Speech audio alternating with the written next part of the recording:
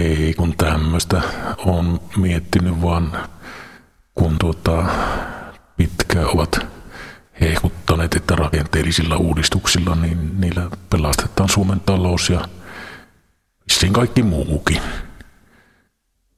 Mutta kun ei ole saatu niitä aikaiseksi, niin mitähän lien nämä rakenteet, mitä nyt pitäisi uudistaa. Mutta sitten sanoi äskettäin tämä eräs ministeri, että nyt on saatu uudistus.